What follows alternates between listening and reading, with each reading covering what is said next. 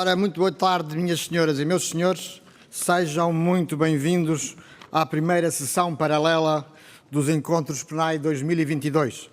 Esta sessão terá como tema Agricultura e Agroalimentar e será constituída por dois painéis, um painel e uma mesa redonda. Aproveito desde já para convidar os oradores que vão intervir nestes dois painéis que se dirijam ao palco para que possam ser identificados e tratados os microfones. E chamo desde já ao palco o nosso moderador Luís Costa, que tomará as rédeas deste painel, que durará até cerca do 12h30. Muito bom trabalho e muito bom dia.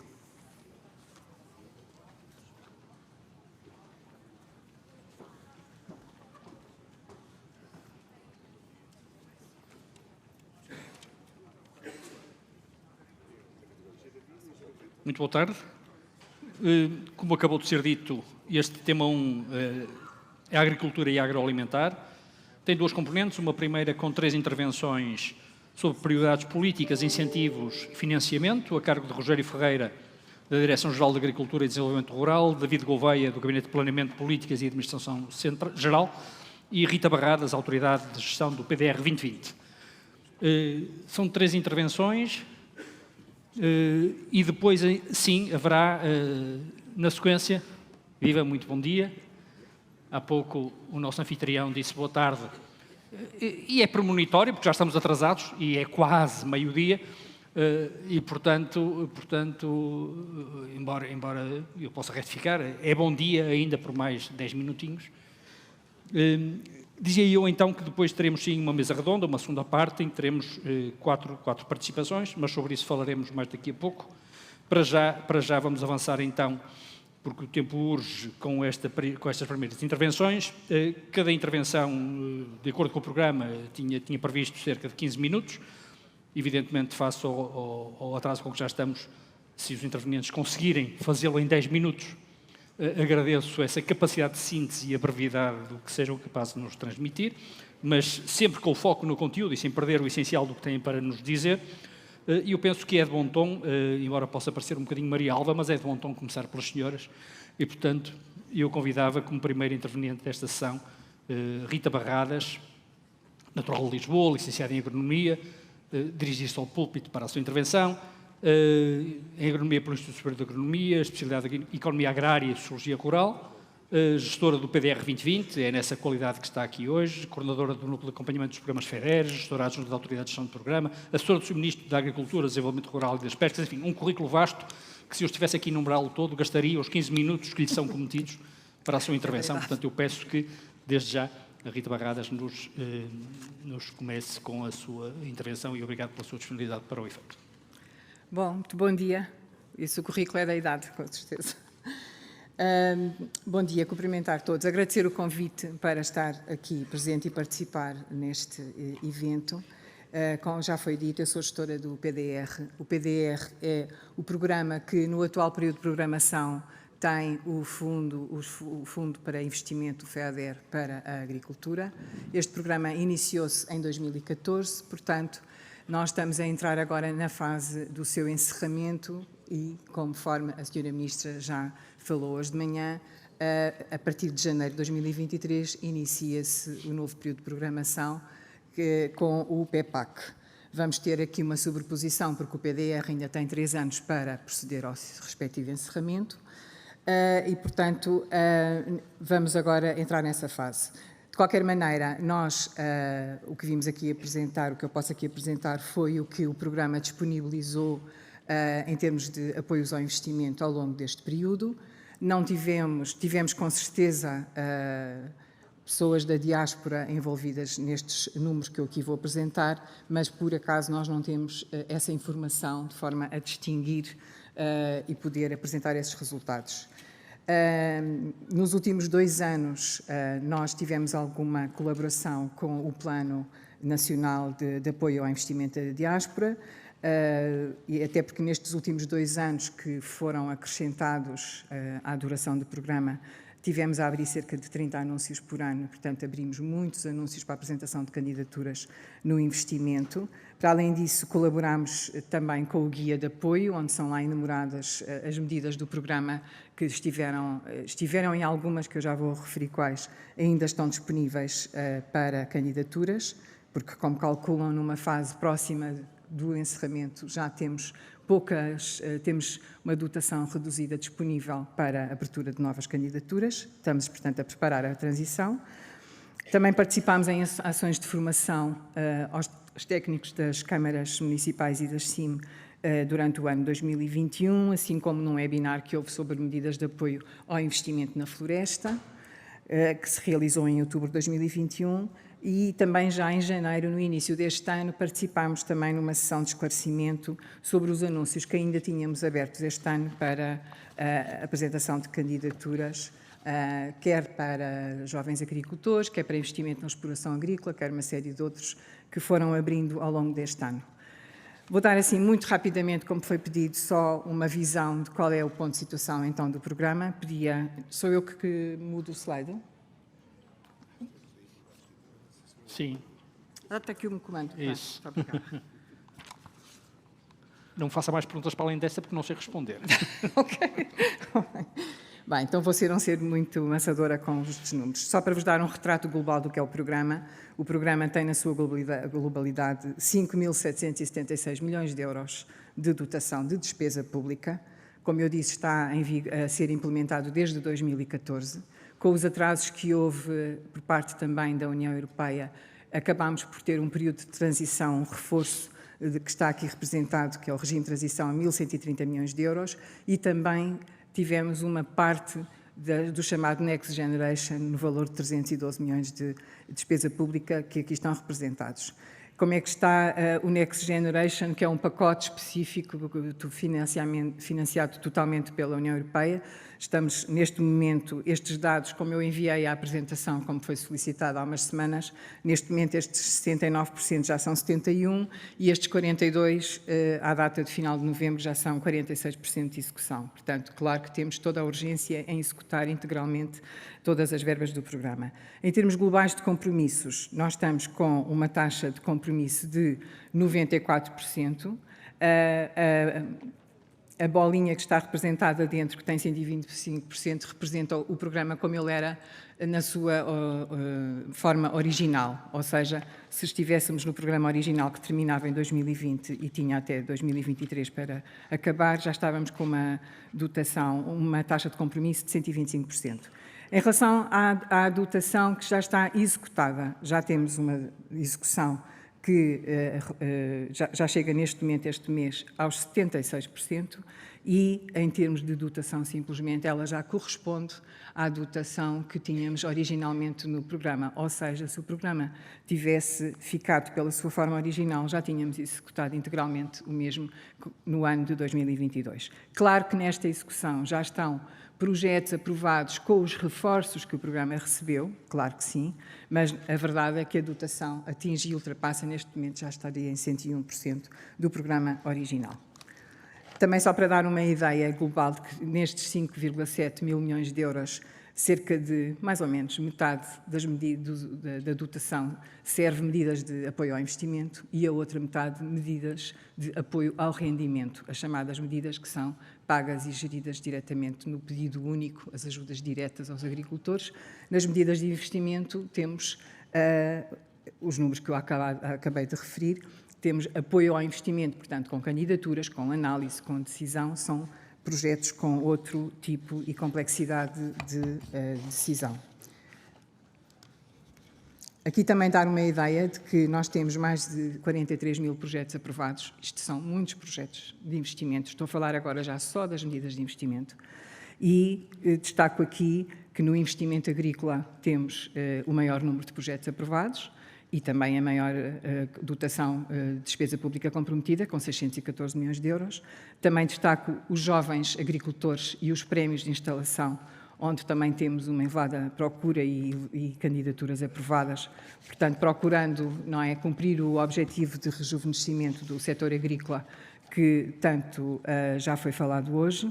e também o investimento nas florestas, que temos ali 4.424 projetos aprovados com mais de 500 milhões de euros de apoio aprovado nestas medidas. Ainda temos, eu referi que o programa, estando a entrar numa fase de encerramento, o que é que acontece? Nós estamos neste momento já com os avisos que ainda temos abertos, e neste momento só temos abertos apoios ao investimento para direitos de plantação adquiridos na viticultura, quer para jovens agricultores, quer para não jovens agricultores, e também temos abertos apoios aos pequenos investimentos para a aquisição de painéis fotovoltaicos, quer na agricultura, quer na agroindústria. Qual é que será a tendência de começarmos a não conseguir abrir mais avisos e a focarmos completamente na execução das candidaturas todas que estão aprovadas? No que fala, na parte de... Temos uma dotação específica do programa totalmente dedicada à abordagem do desenvolvimento local, que é gerida pelos grupos de ação local, que é o investimento líder, e aqui ainda vamos ter avisos, vão continuar a ser abertos avisos. Esta dotação tem que ser totalmente gasta nesta iniciativa, e temos também aqui os resultados. Temos aqui mais de 7.000 projetos aprovados, com 389 milhões de investimento e 228 milhões de despesa pública, e a criação de mais de 3.500 postos de trabalho. Estas medidas que os GAL implementam, aqui não têm o nome, mas digo-vos já que este maior valor, que é a 10.211, são pequenos investimentos na exploração agrícola, vem seguido dos pequenos investimentos na indústria, na transformação e comercialização de produtos agrícolas, com 38 milhões de euros, e aqui a 10.216, que também se destaca, é uma medida de apoio a investimentos na renovação das aldeias, que também tem uma dotação elevada. Portanto, conforme referi, nós vamos continuar a ter avisos abertos na medida líder e, portanto, aqui acho que é é interessante conhecer cada GAL, que concursos é que tem aberto para quem queira investir e esteja na diáspora. Temos aqui também uma representação gráfica para dar uma ideia da diversidade que, consoante o território, cada território tem um GAL e em cada território a realidade é diferente. Temos uma realidade diferente, quer relativamente às taxas de compromisso que já foram atingidas, quer relativamente às taxas de execução que têm sido alcançadas. Finalmente, falar dos instrumentos financeiros, que também é são linhas de crédito que continuarão ainda abertas, continuam e continuarão, que, tal como a Sra. Ministra referiu há pouco, tiveram um aumento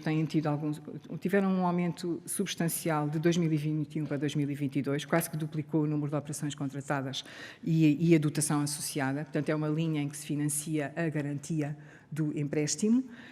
E porquê é que houve este aumento enorme de um ano para o outro? Porque se passou a poder combinar o empréstimo e este financiamento da garantia com apoios aos projetos de investimento do programa.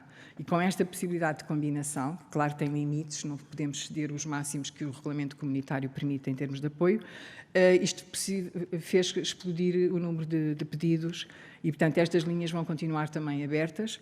Os bancos em que estão disponíveis são a Caixa Geral de Depósitos, o Santander, o BPI e a Caixa de Crédito Agrícola Mútuo e, portanto, é também uma possibilidade. Acho que dei uma visão geral do que é que foi o programa, do que é que ainda se mantém disponível, mas, de facto, agora vamos entrar num período de nos focarmos na execução integral da dotação do programa com os projetos que estão aprovados. Temos uma margem de overbooking em tudo o que estamos a aprovar para o efeito e é esse o foco e o foco também na transição para o novo período, com as características das medidas novas de apoio ao investimento que a Sra. Ministra referiu há pouco e que vão começar depois a ser mais trabalhadas e detalhadas pelo meu colega David Gouveia. Muito obrigada, bom dia. Muito obrigado, Rita Barradas, e obrigado pela deixa também para David Gouveia, que aproveito para chamar ao púlpito, do Gabinete de Planeamento, Políticas e Administração Geral, David Gouveia, licenciado em Engenharia Agronómica, diretor do Serviço de Competitividade, unidade que acompanha a situação dos mercados agrícolas e a organização da cadeia de valor agroalimentar a nível nacional e europeu, é representante da delegação portuguesa em grupos de negociação do Conselho da União Europeia e, entre outros aspectos curriculares, sublinhava ter integrado a equipa de negociação que durante a presidência portuguesa concluiu a reforma da PAC 2023-2027. A palavra é sua. Muito obrigado pela sua presença. Muito obrigado a todos, obrigado por essa introdução simpática, que por um lado me compromete já com aquilo que for o resultado dessa negociação, que é sempre, mas enfim, foi uma negociação que nos orgulhou e, portanto, agradeço também essa referência. Aproveito para cumprimentar todos os presentes e todos os participantes na sala e que sei também que está a ser acompanhado por via remota e, penso eu, por todo o mundo, ou não fosse este um evento da diáspora, e porque já estamos atrasados, avançar rapidamente para aquilo que nos traz aqui hoje e que nos pediram para falar. Falar da agricultura, das suas propriedades políticas, ou das suas prioridades políticas, perdão, incentivos, financiamento, ou seja, tudo isto está sempre muito ligado e quando ouvimos falar da agricultura ouvimos sempre falar também muito de apoios, da PAC, de tudo mais. Por vezes não é muito perceptível, nem é transmitido o porquê destes instrumentos e porquê da necessidade da sua aplicação e dos resultados da sua aplicação. Os seus beneficiários conhecem-nos bem e sabem a importância que têm para o seu desenvolvimento e para aquilo que foi o desenvolvimento recente deste setor. Penso que E falar de agricultura hoje em dia é falar de um setor que no passado recente teve um crescimento notável. Eu vou ter aqui um trabalho um bocado facilitado porque a Sra. Ministra já falou de várias coisas que eu tinha aqui preparado para fazer porque são tão evidentes e tão notórias na evolução do setor agrícola que seria muito difícil não falarmos delas quando falamos dos objetivos e de prioridades políticas para o futuro do setor agrícola. É um setor que cresceu e que tem um crescimento continuado, é um setor que apostou e tem uma aposta ganha em termos de internacionalização, com exportações a crescerem a um ritmo superior ao das exportações da economia em geral e a um ritmo também superior às importações. Portanto, a ganhar, efetivamente, saldo da balança comercial.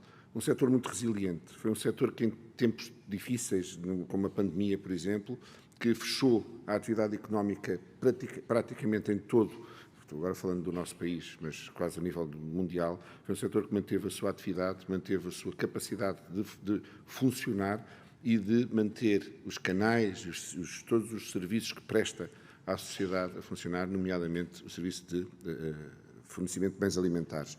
É um setor que procura inovação, investe em inovação, tecnologia, desenvolve agricultura de precisão, cada vez com uma preocupação de melhorar a eficiência dos recursos que tem ao seu dispor, modernizou o regadio, alterou o perfil de utilização do solo, tudo isto para se tornar mais capaz de continuar a fazer tudo aquilo que sabe e que quer continuar a fazer. Isto resulta também num setor que apostou e está continuamente a apostar na sustentabilidade. É uma palavra que se ouve falar muito agora e hoje em dia a sustentabilidade aparece-nos muito como quase um jargão corrente quando se fala de economia e quando se fala de agricultura em particular, mas o que é certo é que a atividade agrícola já tenta ser sustentável há muitos anos. A manutenção dos recursos, porque não são repercutíveis, a terra não se repete, não se faz nova. Desde logo, há muitos anos que é uma preocupação dos agricultores ter essa sustentabilidade, que no fundo é continuar a poder utilizar esses recursos no futuro. A melhoria da captação da água, que é cada vez mais também um fator com muita complexidade na sua gestão e na sua disponibilidade, e também uma preocupação com o aumento da produtividade global dos fatores. E para este desenvolvimento foram fundamentais, obviamente, todos os agricultores e todos os empresários agrícolas e todos aqueles que estão a desenvolver atividade neste setor. Mas há exemplos de sucesso que devem ser assinalados. Desde logo, o azeite e o olival, um setor de uma dinâmica no passado recente evidente, com ganhos da balança comercial exponenciais, diria quase estratosféricos, para usar aqui um termo muito pouco economista, que conseguiu equilibrar o investimento e o crescimento dos novos olivais mecanizados, mais produtivos, com uma modernização do olival tradicional, que permitiu manter qualidade e diferenciação dos produtos nacionais, que foi muito importante para a estratégia de internacionalização. As frutas e as hortícolas, um setor que soube aproveitar oportunidades de negócio, oportunidades de mercado com produtos frescos, muito também para ir contrariar quase um monopólio, não diria monopólio, mas pelo menos um monopólio, um oligopólio de mercado interno que lhe dificultava muito o acesso em termos ao consumo nacional e então soube ir procurar no mercado internacional a sua capacidade de venda com ganhos importantes de valor acrescentado, com crescimentos de exportações de cerca de 465% em 20 anos, produtos frescos e transformados. E o vinho foi um setor que soube apostar numa estratégia de diferenciação também, de ganhos de qualidade, com uma profissionalização muito evidente em todo o setor, apostas na reestruturação, na reconstrução das vinhas e na mecanização, ganhos de eficiência, e depois uma aposta tecnológica na vinificação, que fez com que a qualidade dos vinhos portugueses tenha tido saltos enormes e que seja atualmente reconhecida em todo o mundo e com uma capacidade de penetração em mercados que tem vindo cada vez a ser maior. E isto, obviamente, foi possível pelo esforço dos agricultores e dos empresários, de todas as empresas agroalimentares, integradas em estruturas, desde logo preocupação de cadeia de valor, articulação institucional com vários intervenientes, desde logo a nível público também. O investimento de Alqueva foi fundamental para o crescimento destes setores, o trabalho da diplomacia económica da AICEP, o trabalho da regulação da cadeia de valor a nível nacional, com diálogo de todos os participantes, por exemplo, a nível da PARCA, permitiu, para além de muitas outras iniciativas, permitiu desde logo esta abordagem de cadeia de valor. Por outro lado, Portugal como marca internacional, foi algo que foi sendo trabalhado ao longo dos anos por vários setores, os exemplos aqui dados do Wines of Portugal, dinamizada pela Vini Portugal, ou a Pera Rocha de Sabor de Portugal, da ANP, são um dos exemplos. E, por fim, uma organização de fileira. Muitas vezes fala-se da falta de organização da produção agrícola em Portugal, e é uma realidade que tem que ser trabalhada e tem que ser dinamizada, mas há uma organização de fileira com exemplos muito felizes do que foi possível levar para o exterior, e neste caso para mercados externos, o nome de Portugal, quer a nível de vinho, quer a nível dos produtos hortofrutícolas frescos e flores e do azeite.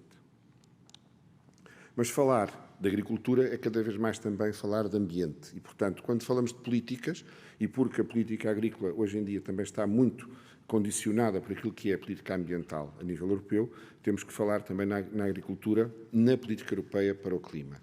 E, desde logo, temos a consciência de que a União Europeia tem ambições e tem objetivos muito ambiciosos para a ambição climática, desde logo alcançar a neutralidade climática até 2050 e, portanto, ir de encontro aos Objetivos de Desenvolvimento Sustentável de Paris, e criou várias iniciativas a nível de estratégias, o Fit for 55, o Farm to Fork, ou o Green Deal, portanto, são tudo estratégias e iniciativas que estão a conduzir, ou pelo menos a levar para estes objetivos de desenvolvimento sustentável e de neutralidade climática, e que têm, obviamente, impacto na atividade agrícola. Desde logo porque há uma preocupação com os ciclos de carbono sustentável, a descarbonização da economia e da agricultura, que vão ter impactos também na atividade agrícola.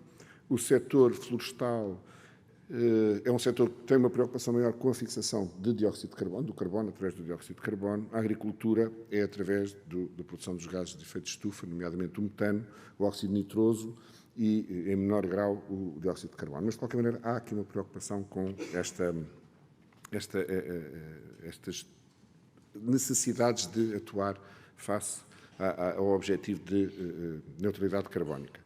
E há um quadro de certificação centrado no sequestro de carbono, portanto, quando falamos de políticas, a PAC tem o seu caminho, mas até agora toda esta dinâmica tem sido muito levada por instrumentos públicos de apoio, nomeadamente no quadro ambiental, mas que são limitados em termos de orçamento.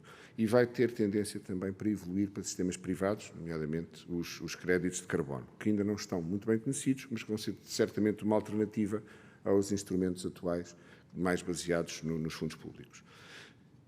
Para efeitos da agricultura de baixo carbono, existe já uma lista de práticas agrícolas e florestais que podem ser consideradas, desde logo a gestão de gado e fluentes, a gestão das terras cultivadas, nomeadamente para fertilizações orgânicas em vez de fertilizações azotadas com azoto de síntese, a preservação dos pratos permanentes, das zonas úmidas, florestação de terras e a energia descarbonizada ou a bioeconomia a partir das energias renováveis, que é também uma área que tem um impacto forte e que vai ter também certamente uma abrangência relevante no domínio agrícola. E com base nestas listas de práticas ou naquilo que a agricultura pode vir a responder, vai ser possível também avaliar qual a resposta que a agricultura pode dar à política climática. E isto, muito rapidamente, só esta tabela tenta demonstrar quais os comportamentos que as empresas podem ter face aos custos da descarbonização. E isto tendo em conta que uma política induz uma reação, essa reação vai induzir também a revisão das políticas. E, portanto, temos aqui um ciclo, podemos dizer, virtuoso, alguém poderá dizer que não o é, mas que vai levar às reações e às adaptações ou não que as empresas poderão ter. E podem ser ganhadoras, perdedoras, gestoras de recursos ou convertíveis. A agricultura e as empresas agrícolas e o setor agroalimentar pode estar em qualquer um destes níveis. Tem capacidade para isso, mas também pode ter dificuldade para isso. E, portanto, esta resposta, porque nem todas as formas de agricultura são iguais, nem todos os agricultores são iguais, nem todos os territórios são iguais, vai, obviamente, condicionar muito qual depois a capacidade que a agricultura vai ter para se adaptar ou até mesmo para ganhar com esta nova realidade. Claro que para isto os instrumentos públicos são fundamentais e a PAC, desde logo, tem sido, é e vai continuar a ser o instrumento por excelência para manter o desenvolvimento e a atividade agrícola. A Sra. Ministra já hoje aqui referiu, para quem esteve presente e ouviu, que a PAC surgiu após a Segunda Guerra para alimentar a Europa. Durante algum tempo pensou-se que talvez já não fosse tão necessário a PAC para alimentar a Europa, inclusivamente com mudanças de paradigma em termos de abordagem, por exemplo, às medidas de mercado. Hoje em dia volta-se a pensar na necessidade de alimentar a Europa, ou de manter a alimentação na Europa, e, portanto, a PAC volta a ter outro foco também nesse campo, mas nunca perdendo o horizonte de ter essa capacidade de fornecer alimentos de uma forma sustentável, aqui mais uma vez, nas três vertentes da sustentabilidade, incluindo a sustentabilidade ambiental. E o que temos neste momento para o futuro é um quadro... Para o futuro temos 2 minutos. 2 minutos, pois agora o futuro vai ser muito rápido. Vai ser um quadro de aplicação destes instrumentos, que é o Plano Estratégico da PAC, ou PEPAC, que vai ser um plano que integra todos os instrumentos de apoio da PAC, que até agora são de 2 fundos, o FEG e o FEADER, que estavam a ser programados em separado, passam a estar integrados no mesmo plano e inclui os pagamentos diretos, as medidas setoriais, os apoios ao setor hortofrutícola, à apicultura e à vitivinicultura, o desenvolvimento rural, tal como conhecemos agora, numa articulação coerente e com um quadro de desempenho comum. A aplicação a nível nacional, e que está agora a ser preparada para entrar em vigor a partir de janeiro de 2023, estamos neste momento a concluir a preparação legislativa, assenta numa gestão ativa de todo o território, e, portanto, baseada na produção agrícola e florestal, que se quer inovadora e sustentável, e tendo em conta os recursos e o solo como um dos principais recursos. Baseia-se em princípios de organização com uma lógica de intervenção que atua em 3 eixos essenciais, orientada para objetivos muito específicos ou integrada quer a nível setorial, quer a nível territorial, e depois tem uma abordagem específica para as regiões autónomas a nível do FEADER, do segundo pilar. Obviamente que não vou aqui apresentar todas as intervenções previstas no PEPAC, mas só para dar uma ideia da arquitetura e da sua organização pelos eixos em termos de instrumentos e que depois assenta todas estas intervenções. E também para dar...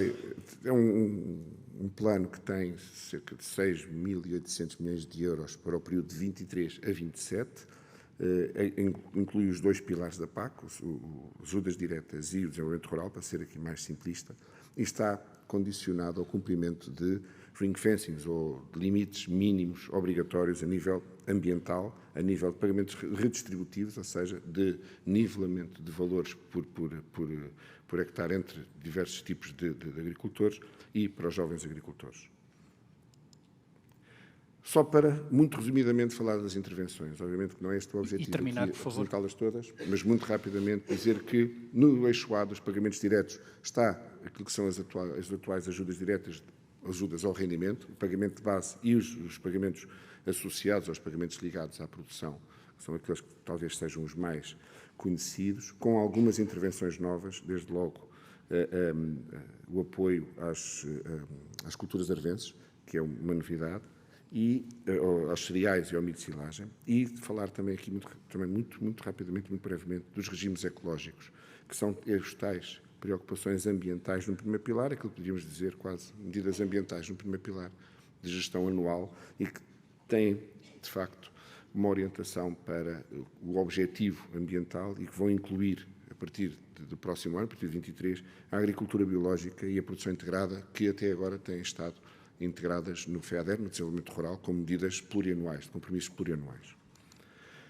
No eixo B, a abordagem setorial mantém os apoios atuais aos programas operacionais das frutas e hortícolas, o Programa Nacional de Apoio ao Setor Vitivinícola e o apoio ao setor da apicultura. Basicamente, como estão agora a ser aplicados, adaptados, obviamente, às regras do futuro PEPAC. E, por fim, em termos de abecedário, o desenvolvimento rural, em questão os compromissos agroambientais, compromissos e clima, as atuais medidas agroambientais, também revistas, e o investimento. E aqui o investimento é dada continuidade às medidas de apoio ao investimento atuais, mas há aqui duas linhas de investimento que podem ser interessantes para esta adaptação, desde logo a melhoria do desempenho ambiental e o investimento na bioeconomia para a melhoria do desempenho ambiental. São talvez duas linhas que podem vir a ter um interesse muito relevante nas explorações para se poderem também adaptar a estas novas abordagens. A apresentação, não vou falar aqui, o Sr. Ministro também já falou das taxas de apoio que podem ser aplicadas, é só para futuros interessados. Fica aqui as taxas máximas do apoio não reembolsável no investimento. Estamos a falar de taxas que podem ir de 65% a 100%, no caso do investimento não produtivo, e com escalões de investimento elegível, ou seja, o apoio vai ser modulado de acordo com o nível, o escalão do investimento elegível. A título de exemplo, só a variação da taxa de apoio para o investimento de um jovem agricultor, o investimento produtivo, fica também na apresentação para quem tiver depois interesse em consultar, isto sem prejuízo da consulta que pode ser feita a todos os elementos que já estão disponíveis de comunicação deste plano estratégico, que podem ser, para já, consultados no site do Gabinete de Planeamento, com este link que é relativamente extenso, mas que é fácil de lá chegar diretamente no site, e agradeço. Muito obrigado pela vossa atenção e passo para o próximo. Muito obrigado. Muito obrigado.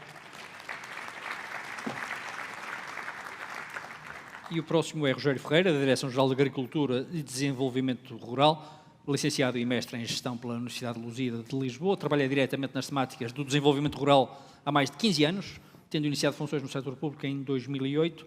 Sublinhar só também que é especializado na área de gestão de fundos comunitários, diretamente relacionados, precisamente com a aplicação da política agrícola comum, de que temos estado aqui a falar, bem como das políticas de coesão territorial. A palavra é sua, muito obrigado. Muito bom dia a todos. Muito obrigado pelo convite, em primeiro lugar, à organização. Eu prometo ser muito breve, já que os meus colegas de painel consumiram todo o tempo. O meu objetivo hoje é partilhar um programa muito específico convosco. Ou seja, nós temos um programa que está neste momento a ser operacionalizado, que se chama o Programa Emparcelar para Ordenar. É um programa que tem como objetivo central apoiar o emparcelamento rural simples ao nível do território nacional, em particular da forma como podem ver neste slide que segue, que é zonas vulneráveis. Na prática, o programa tem uma missão muito simples. Ou seja, nós temos duas parcelas, estamos a falar, por regra, de parcelas muito pequenas, estamos a falar de minifúndio, e o grande objetivo é que nós possamos apoiar a compra de parcelas e aumentar a sua dimensão agrícola e promover efetivamente aquilo que é o incremento da produtividade neste processo.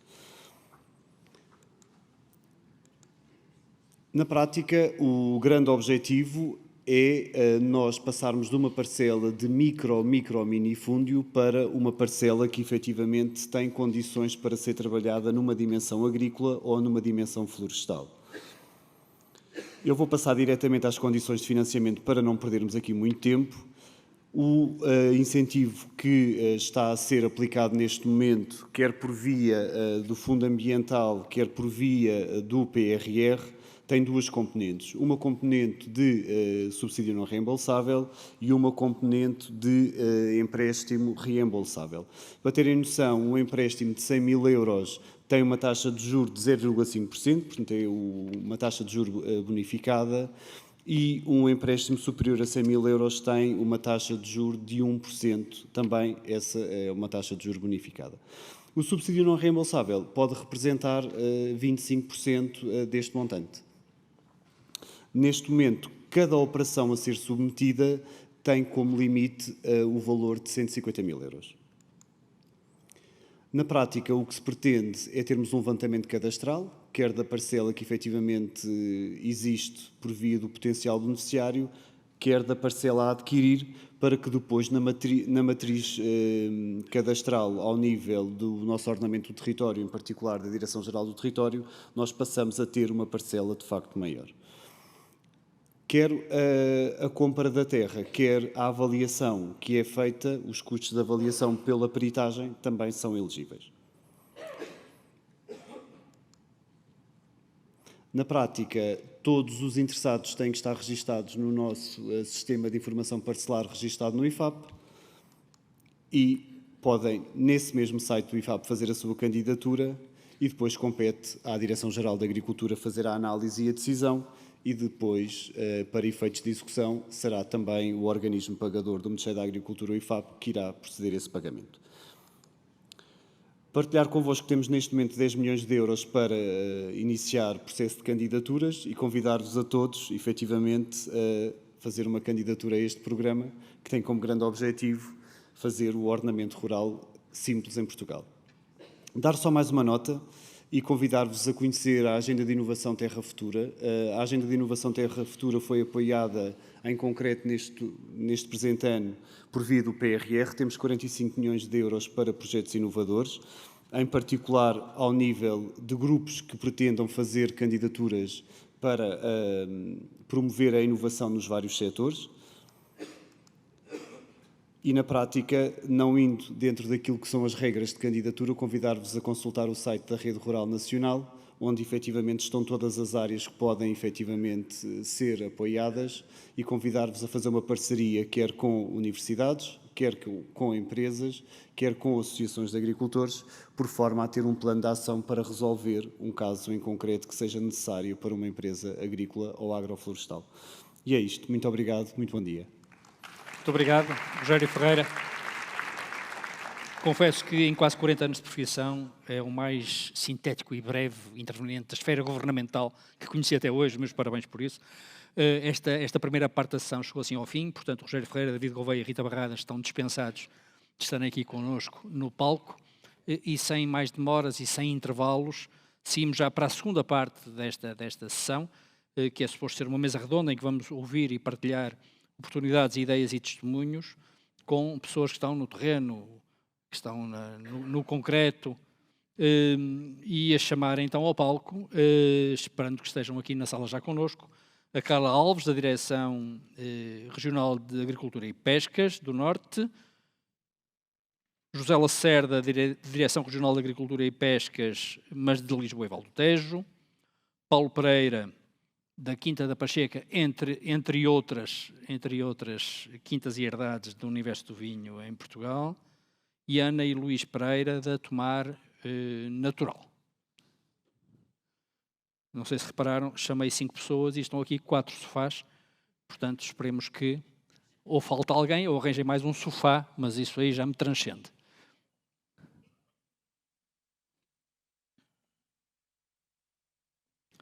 E vou-me levantar só para cumprimentar as pessoas que não conheço pessoalmente, mas vou passar a conhecer agora.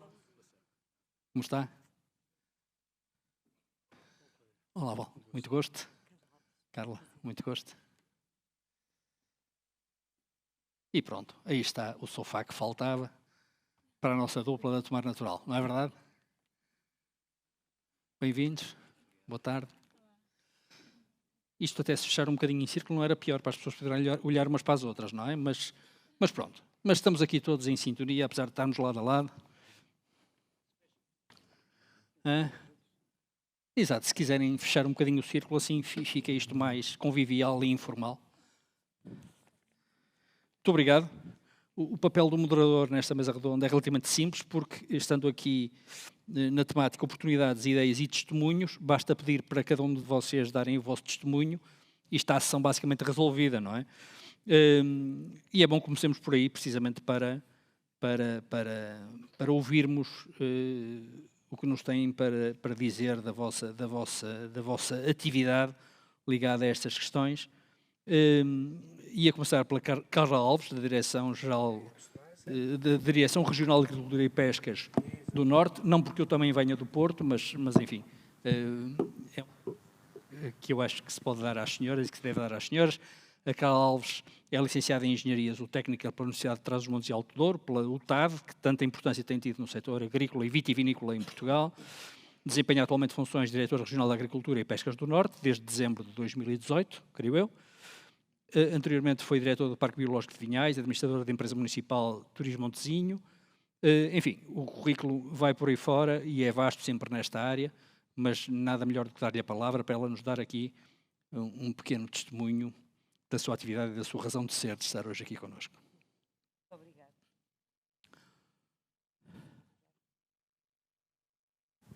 Sim. Penso que sim, deve estar. Muito obrigada e muito bom dia a todos. Eu queria agradecer o convite é uma honra hoje, num dia em que falamos da diáspora, terem escolhido aqui um exemplo do Norte, um excelente exemplo, hoje aqui na pessoa do Paulo Pereira, que nos fala da Quinta da Pacheca.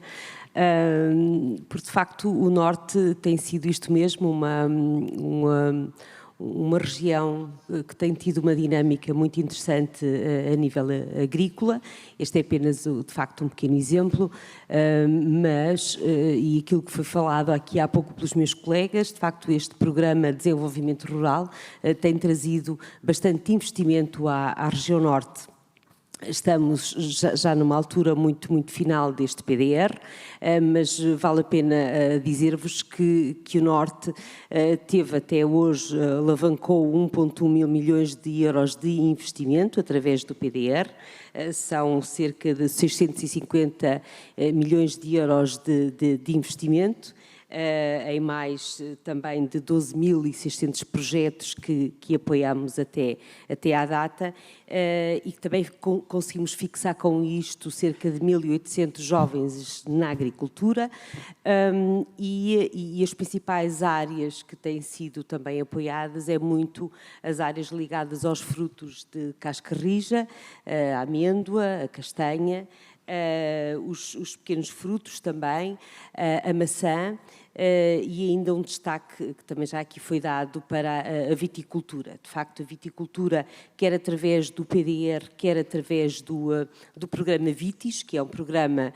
muito simpático pelo facto de ser um programa muito simples, porque trabalha custos simplificados e por isso mesmo o agricultor tem grande facilidade na execução destas candidaturas e depois em toda a questão burocrática, e também dizer-vos que na área da viticultura estamos neste momento com 1.900 projetos também já aprovados. E, portanto, são áreas que têm merecido mais a atenção dos nossos agricultores, tem existido mais investimento nestas áreas e, de facto, aquilo que faz hoje a Direção Regional da Agricultura, e penso que era também um bocadinho a pergunta do seu jornalista, é que esta casa, a Direção Regional da Agricultura e Pescas do Norte, é uma casa muito desconcentrada em toda a região Norte, esta NUT 2, composta por 86 municípios.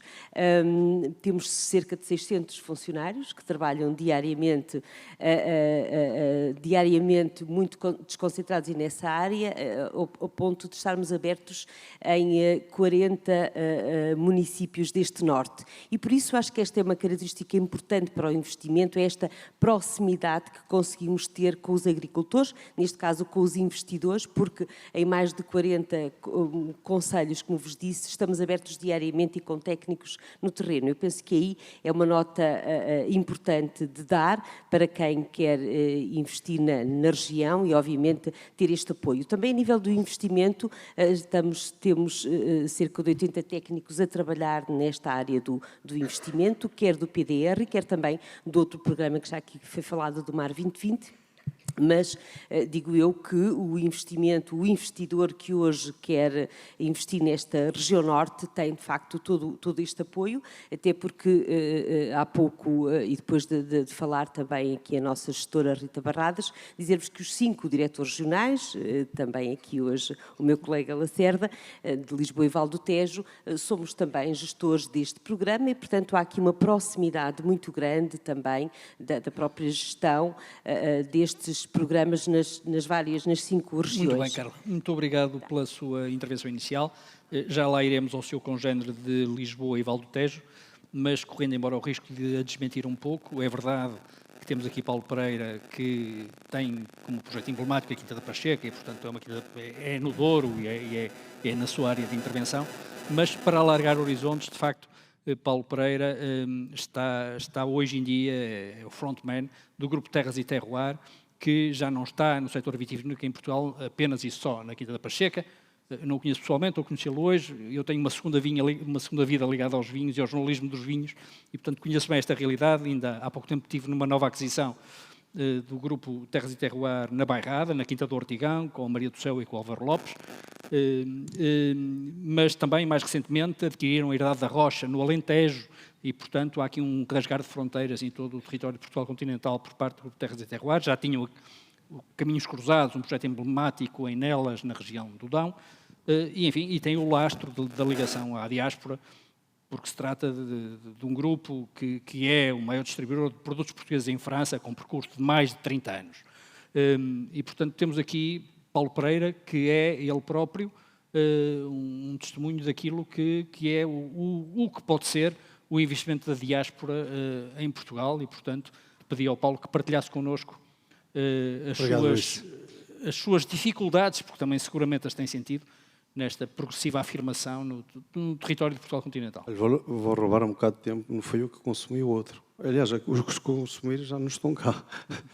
Olha, antes de mais, dei-me um CV, mas antes de tudo eu queria partilhar aqui uma coisa. Eu fui para Portugal, para a França com os mesitos, nasci em Felgueiras. Meus pais foram para a França por razões económicas, não por razões políticas. E há bocado uma pessoa, acho que foi o secretário de Estado da Imigração, que falou fechar o ciclo. Fechei o ciclo vindo a investir em Portugal há 3 anos para cá. E vocês vão me desculpar o meu português, quem me ensinou foram os franceses.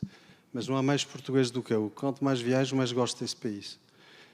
E decidi regressar ao país, porquê? Porque acho que nós não fomos campeões do mundo, mas somos campeões no futebol, infelizmente, mas somos campeões do mundo de muita coisa. Nós criticamos, os principais a criticar o nosso país, por vezes, somos nós.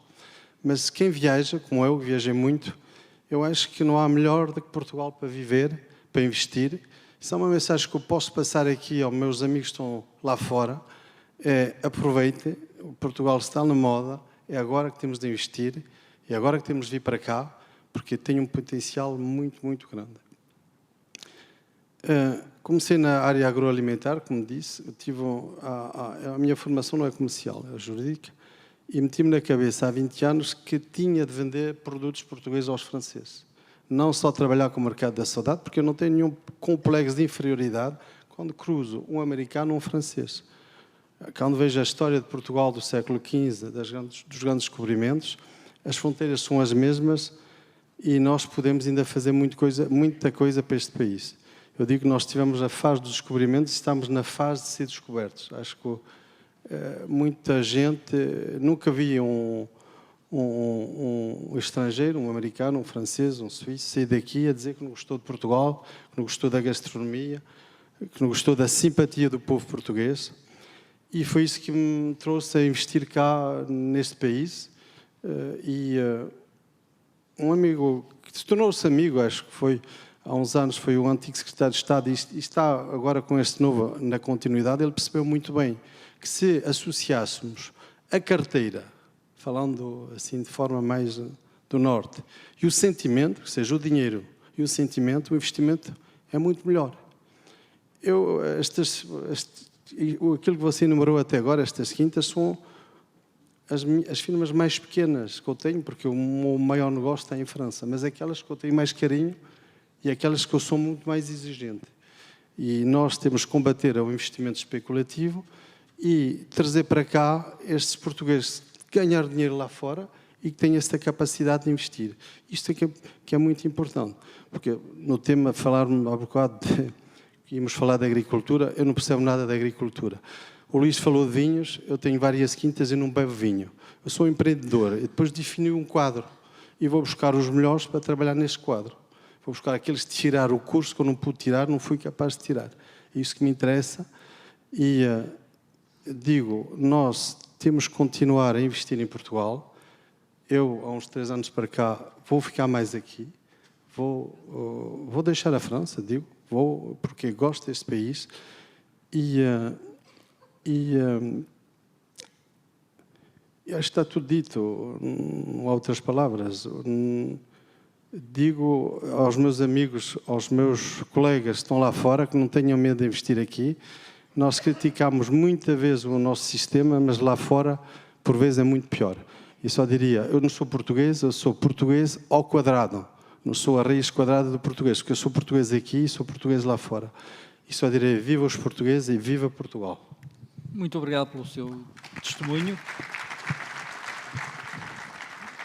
Ia continuar no terreno e por isso ia trazer ao debate também os representantes que temos aqui da Tomar Natural. A Tomar Natural é uma empresa familiar, localizada na freguesia de Madalena, em Tomar. Está desde maio de 2019 a produzir spirulina, uma cianobactéria, uma microalga verde azulada em forma de espiral que vive em meio aquático e que realiza a fotossíntese. Creio que hoje aqui o Sr. Ministro já vos citou na intervenção que fez, o Ministro da Economia do Mar. A Ana Pereira é licenciada em Política Social e trabalhou como gestora de projetos de cooperação para o desenvolvimento em áreas como saúde, educação, defesa nacional em diferentes países, dos Palopes, Moçambique, Timor-Leste, etc. O Luís Pereira é licenciado em Ensino Português e Francês pela Universidade do Minho, trabalhou como professor em diferentes países, Portugal, Suíça, Timor-Leste e Cabo Verde. Portanto, não é só o Paulo Pereira, que é um exemplo de homem que não percebe nada de agricultura e não bebe vinho e, todavia, tem uma intervenção determinante hoje nesses setores. Também aqui temos pessoas que vêm de origens dispares e que têm agora uma atividade traduzida nesta empresa que vamos realizar para conhecer melhor um bocadinho com a vossa participação. Obrigada. Obrigada pelo convite também para estar aqui. Somos, portanto, a Ana e o Luís. Vivemos muitos anos fora de Portugal e no nosso regresso a Portugal quisemos criar o nosso próprio projeto em vez de dar lugar ao seguimento das nossas carreiras internacionais. Em Tomar tínhamos terra disponível para investir, andámos à procura de vários tipos de investimento que pudéssemos fazer e que nos sustentassem e que fossem sustentáveis também. Procurámos vários tipos de investimento que pudéssemos fazer em produtos agrícolas, até que nos deparámos com a existência de um pequeno projeto de produção de spirulina no Algarve, na altura era o único em Portugal, e que, ao contrário de outros produtores e tipos de produto que tínhamos estado a explorar, nos abriu as portas, nos disse que nos podia ensinar e, principalmente, algo que fez a diferença para nós era que havia a necessidade de haver mais produtores de spirulina em Portugal, não só para difundir o conhecimento sobre esse alimento, mas também para difundir o seu consumo.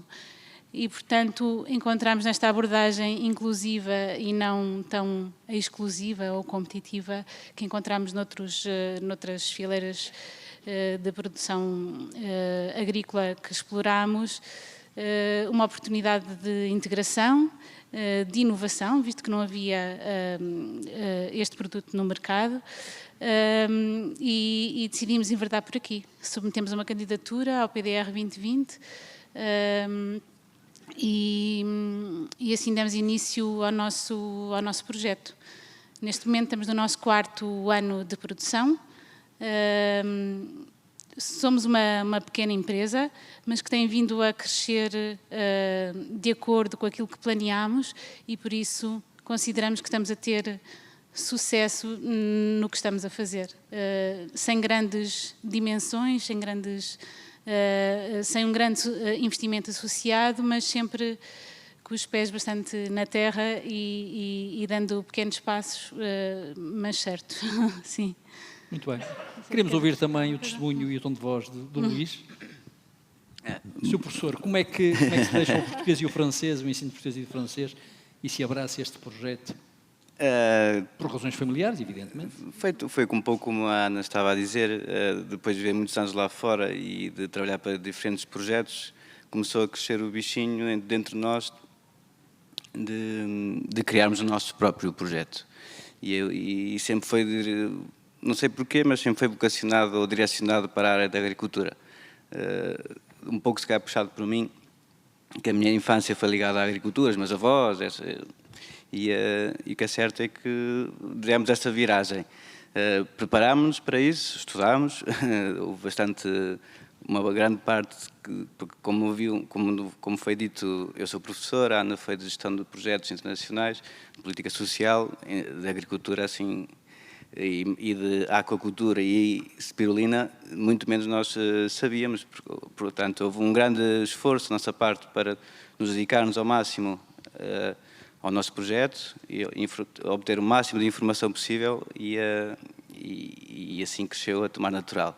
Eu gostaria de acrescentar, porque muitas vezes a spiqué, a spirulina, convém referir que a spirulina é uma microalga.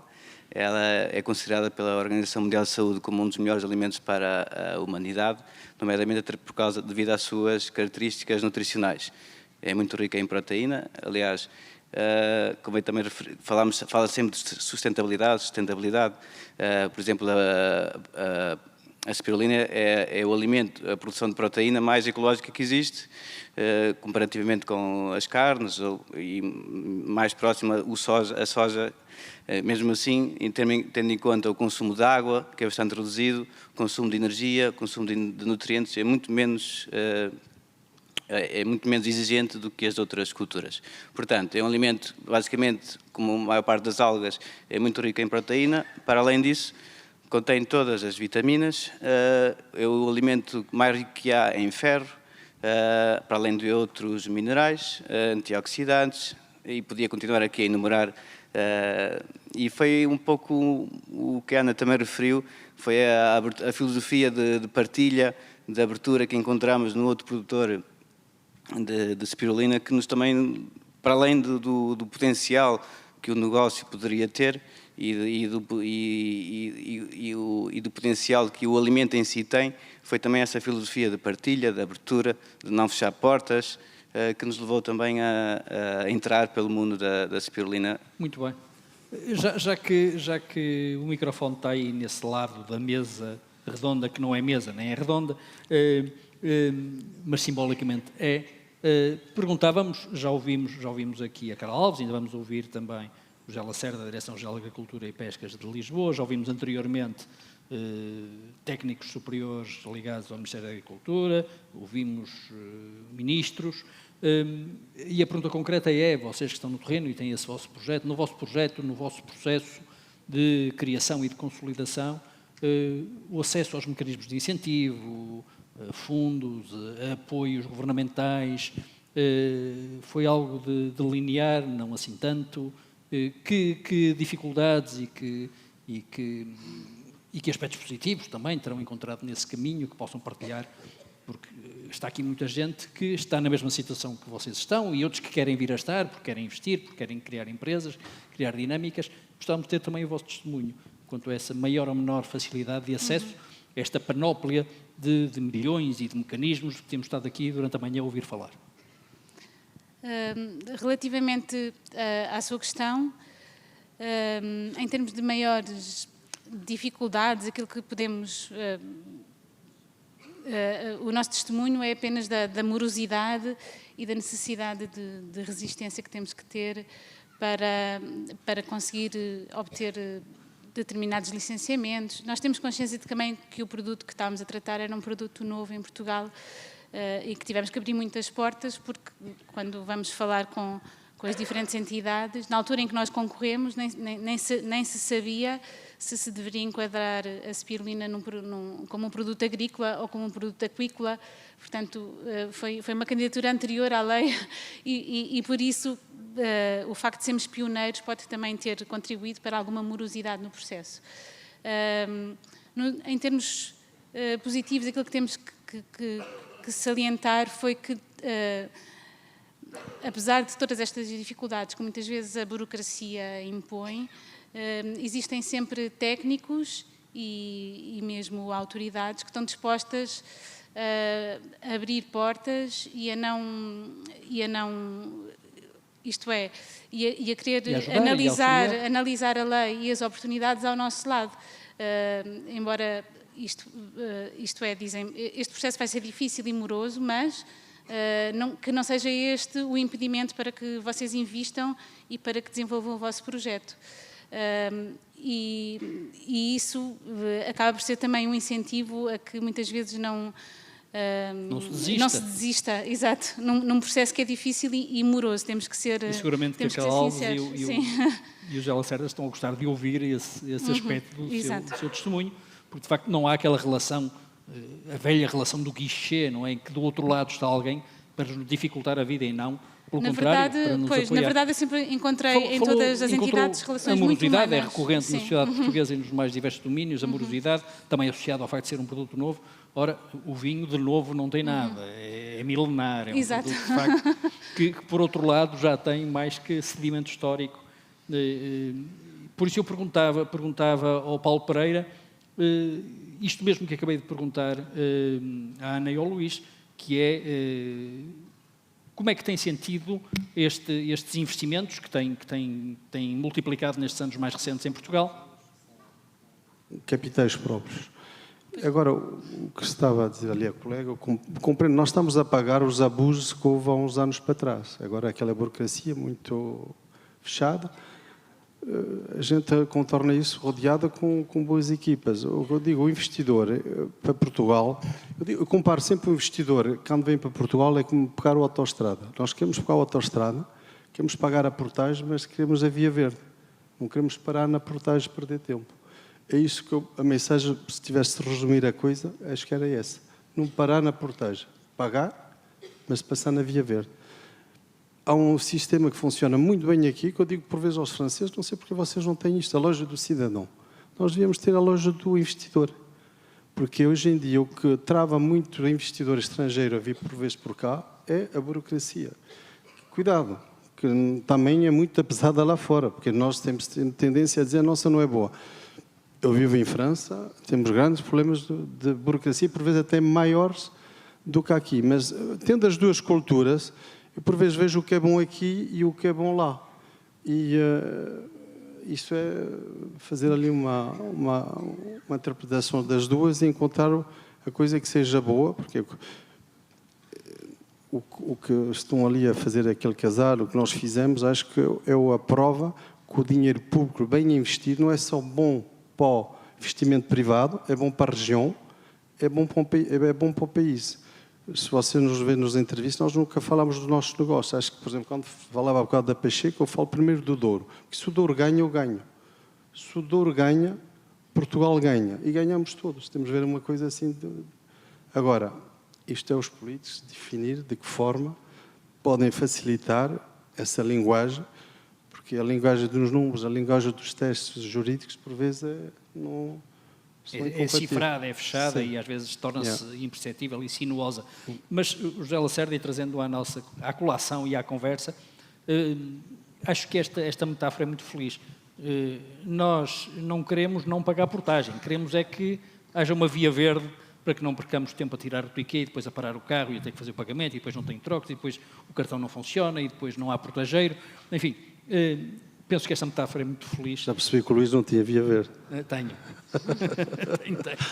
Tenho, mas já sou muito antigo. Lembro-me de quando não havia via verde, não é? Não ter a via verde. Exatamente. A metáfora é muito feliz. Por outro lado, associada àquele depoimento da Ana, em que dizia encontrar, felizmente, técnicos que se põem ao lado do investidor para os ajudar. É gratificante ouvir isto. Gostava que, no fundo, abordasse estas duas dimensões da coisa nesta sua intervenção, por favor. Obrigado, boa tarde a todos. É, de facto, gratificante ouvir, de parte de um promotor, o reconhecimento do nosso trabalho. Nossa cultura é essa. As Direções Regionais da Agricultura são instituições do Ministério da Agricultura, estão no terreno, conhecem o terreno e dialogam sistematicamente não só com os promotores, como a Ana já falou, mas também com todos aqueles agentes que estão no terreno e que podem ajudar a consubstanciar um projeto, nomeadamente as associações agrícolas e os consultores. Portanto, nós somos parte de uma rede, uma equipe, e que estamos aqui para ajudar, estamos aqui para descodificar. Queremos ser, de facto, sempre lojas do cidadão para o investimento agrícola e queremos ser a via verde, através deste contacto, desta convivialidade, desta proximidade, desta tentativa de descodificar os apoios. Esse é o nosso trabalho dentro do Ministério da Agricultura, é isso que nós gostamos de fazer e queremos fazer cada vez o melhor possível. Como disse, é sempre um trabalho de equipe. Não é fácil, como disse o nosso colega aqui, toda a Europa existe burocracia, nas sociedades existem exigências, nós estamos aqui para ajudar os promotores a saberem corresponder a essas exigências o mais rapidamente possível, descodificar e, por vezes, até advogar certas situações, como foi o caso da espirulina, que não estão ainda previstas, mas que nós ajudamos também a compreender qual é o mecanismo e como é que se podem depois avançar com essas situações. É esse o nosso desidrato, é o nosso objetivo, é sermos a via verde e a loja do cidadão para o investimento agrícola, é isso que nós estamos aqui também a oferecer à diáspora e a oferecer a todos aqueles que queiram recorrer aos serviços como sabem, como viram aqui, de programas de investimento, são bastante robustos, não é? Em termos de porcentagem de apoio, são muito atrativos. E a burocracia não deve ser obstáculo a isso, porque nós estamos aqui para ajudar a resolver esse problema, como Direção Regional da Agricultura. Esta temática, que estamos aqui a abordar, a agricultura e a agroalimentar, num país tantas vezes apenas apresentado como assente no turismo, no pilar do turismo e dos serviços, este regresso ao setor primário, este back to basics, neste caso, não é? Parece-lhe essencial? Sim, enfim, as civilizações, a vida é feita de equilíbrios e de avanços e recuos, não é? Provavelmente avançámos muito na urbanização, na centralização e agora está-se a perceber. O caso destes promotores é um caso bastante evidente, pessoas que procuram qualidade de vida, não é? Procuram um tipo de vida, um estilo de vida, não é? E isso, de facto, o mundo rural pode oferecer. Como disse também o nosso colega, somos um país seguro, somos um país com natureza, somos um país com tradição e, sobretudo, somos um país com boas pessoas. Os estudos interculturais mostram isso claramente. Nós somos um país convivial. É isso que nós não podemos nunca perder. A nossa capacidade de estarmos do lado da pessoa que está à nossa frente e compreendermos. Porque se nós não perdemos essa característica, certamente vamos conseguir grandes sucessos. Eu estou convencido que sim. Portugal está um bocadinho, não é? Perdemos com Marrocos por Munha Negra, mas por Munha Negra também podemos vencer o campeonato da economia e do desenvolvimento. Estamos lá muito próximos, estou convencido.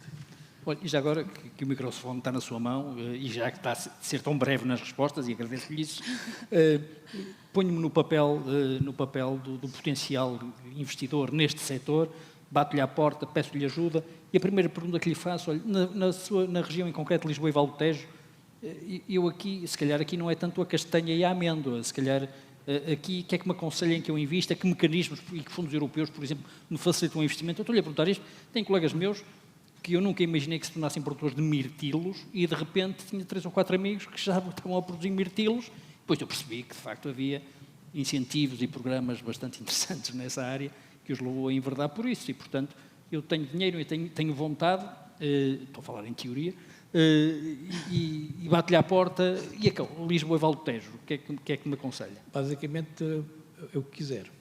É? Castanha e amêndoa também? Castanha e amêndoa também? Não. Também se arranja pouco. Castanha vai ser difícil, não é? E amêndoa, sim. Castanha é mais difícil. Mas salvo com algumas produções que são muito marcadas pelos seus sistemas climáticos, Lisboa e Val do Tejo é uma região que está bastante diversificada. Portanto, temos o Val do Tejo, não é? Possivelmente pode-se fazer quase tudo. E hoje em dia a agricultura também é muito plástica, não é? Portanto, nós temos de facto tecnologias que permitem fazer a agricultura com um certo esticamento, não completo, não é? Mas um certo esticamento das características do solo. Isso e, portanto, pode-se fazer um pouco quase tudo.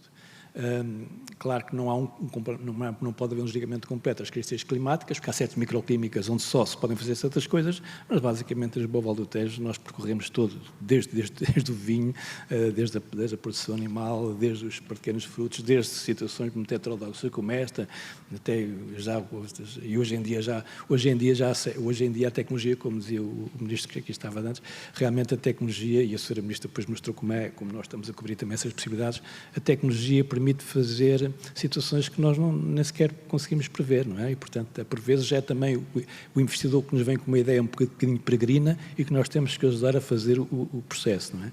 Mas, como eu digo, é muito difícil dizer que não se pode fazer isto aqui na Lisboa e Val do Tejo, porque somos uma região realmente com grandes potencialidades agrícolas. É verdade, estamos a pensar nos exemplos de sucesso nos foram referidos na primeira metade desta sessão, os exemplos de sucesso, como são o azeite e o olival, as frutas e os hortícolas e o setor do vinho, todos eles têm imensa presença e força na região a que corresponde o seu organismo, mas o mesmo é verdade se passarmos para a Direção Regional de Agricultura e Pescas do Norte, não é, Carla? Estou-me a lembrar que o azeite de Trás-os-Montes, o vinho, basta falar nos vinhos verdes e na região vitivinícola do Douro e no vinho do Porto, para se perceber a importância disso, e nas frutas e nos hortícolas, ou seja, estamos a falar também de realidades em que a região norte também é fortíssima, não é? É uma região muito diversificada e, como estava a dizer, só a nível do vinho temos na região norte 4 comissões vitivinícolas e regiões vitivinícolas, os vinhos de Trás-os-Montes, os vinhos verdes, o Douro e Porto e ainda o Távora Varosa, uma micro-região.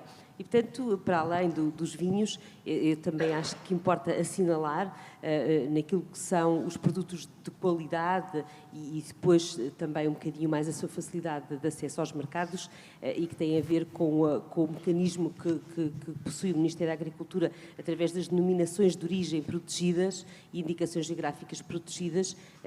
O Norte também aqui é uma região que tem hoje 50 produtos com denominação de origem e que permitem a sua certificação. Estou a falar desde as carnes, das raças autóctones, até algumas frutas também, o caso dos enchidos, dos queijos, de uma série de produtos que têm hoje também um selo e uma marca que ajudam depois à sua também internacionalização, à sua comercialização. E isso também é um motivo de oportunidade para quem quer investir em produtos que já tenham esta marca que é, por norma, sempre uma marca forte e de garantia de qualidade depois ao consumidor. Mas é óbvio que a região norte tem uma diversidade climática muito grande e daí depois toda esta diversidade a nível de produção agrícola, que vai desde também do setor leiteiro forte na zona da bacia leiteira do Minho, até depois às terras altas e às terras mais montanhosas com a produção de castanha, que é também um fruto que tem tido grande expressão económica, até porque o seu valor tem vindo a atingir ano após ano valores mais interessantes de venda. Para além de tudo isto, também temos assistido a que muitos dos nossos agricultores, e aqui um bocadinho ao exemplo do que faz a Pacheca, é associar a agricultura ao turismo. E, portanto, hoje encontramos nesta zona do Douro em particular, mas não só, muitos agricultores que se dedicam também depois à valorização turística das suas quintas. Essa observação é muito oportuna, até porque há pouco numa pergunta que formulei podia ter erradamente colocado como antagónica ou dicotómica a questão da aposta no setor primário ou a aposta no turismo. É verdade que Portugal tem uma enorme vocação e potencial na área do turismo, mas é possível juntar ambas as dimensões e se calhar ninguém melhor do que Paulo Pereira para nos falar disso. A aposta no enoturismo e no turismo associado ao vinho é algo que, de facto, o vosso grupo tem feito de uma forma estratégica e prioritária. Sim, é o que vamos fazer nos próximos projetos. Nós temos parado de pensar que vamos encontrar petróleo na costa da Caparica. Acho que o petróleo nosso é a capacidade de receber as pessoas, aquilo que dizia aqui o colega, a simpatia do povo português, a segurança do país, e nós temos de ser bons naquilo que fazemos. O nosso país tem, por as dimensões que ele tem, não tem capacidade de fazer quantidade, temos de ir para a qualidade. E associar a agricultura, porque a agricultura também... Um dos nossos objetivos é a agricultura sustentável. Acho que nos próximos anos nós temos de antecipar o que se vai passar. A medicina vai mudar. Acho que vamos ir para uma medicina preventiva e a agricultura, os produtos... A medicina preventiva o que é? É dizer o que podemos e o que não podemos comer. Aquilo que eu digo aos meus responsáveis é a agricultura tem de ser sustentável. Nós temos de ter uma coisa, evitar os produtos químicos, porque nós temos a antecipar aquilo que vai acontecer. Antecipar é ganhar. E, indiretamente, a agricultura vai ser associada àquilo que vai acontecer nos próximos anos. E é o nosso objetivo deste ano, dos próximos anos, de adaptar uma agricultura completamente saudável, produtos saudáveis. E eu digo sempre, eu fui corredor de bicicleta, eu prefiro ser campeão da Volta a Portugal que penúltimo da Volta à França. Então, nós, como temos um país pequeno, que não tem essas capacidades de ir para a intensidade, o que fazemos tem de ser bom, tem de ser mesmo bom. Muito bem. Obrigado por mais uma brilhante imagem que nos trouxe este debate. De facto, mais vale ganhar a Volta a Portugal do que ser penúltimo na Volta à França, apesar da prestigiante Volta à França. E vale a pena sublinhar, de facto, que Portugal, independentemente do sentimento que nos une ao país, é de facto um país extraordinário. Basta pensar no setor vitivinícola.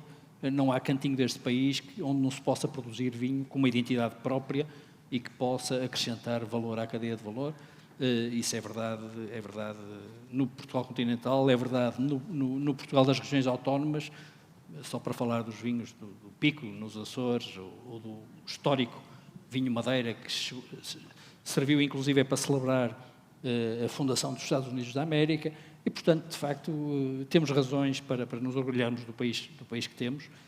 Penso que já está na altura de fechar este nosso painel, uma vez que em relação à hora inicialmente prevista no programa já estamos com meia hora de atraso, mas enfim, nada que não se possa recuperar agora, roubando o tempo ao almoço, que suponho que será a próxima etapa deste processo, a menos que alguns dos intervenientes quisessem acrescentar algum testemunho ou algum aspecto que não tenha sido abordado nesta nossa breve conversa.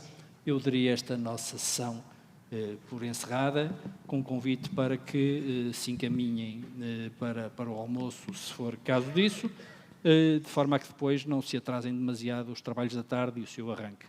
Obrigado uma vez mais, foi um prazer estar aqui convosco nesta breve conversa. Até à próxima vez. Obrigado.